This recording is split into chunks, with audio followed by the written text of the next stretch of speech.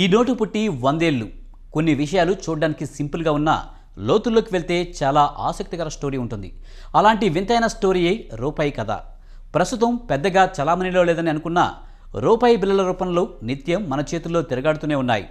అయితే నోటు రూపంలో రూపాయికి ఒకప్పుడు ఎంతో ప్రాధాన్యం ఉంది. ముఖ్యంగా గత ఏడాది నోట్ల రద్దు సమయంలో రూపాయి నోట్లకు కూడా గిరాకీ పెరిగిపోయింది. ఇక ఇప్పటికీ గ్రామీణ ప్రాంతాల్లో రూపాయికి వాల్యూ తరిగిపోలేదు. 1917 నవంబర్ 30న ప్రవేశపెట్టిన ఈ రూపాయి నోటుకు నేటితో 100 ఏళ్లు నిండాయి. తొలిసారి ఈ నోటును కింగ్ జార్జ్ వి ఫోటోతో ఇంగ్లాండ్ దేశం భారత్లో ప్రవేశపెట్టింది.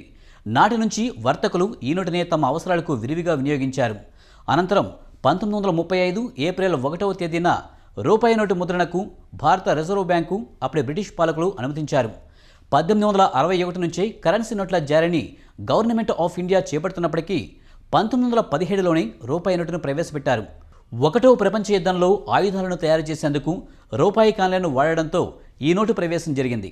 1917లో లాంచ్ చేసిన ఈ నోటు 10.7 గ్రాముల వెండికి సమానంగా ఉండేది.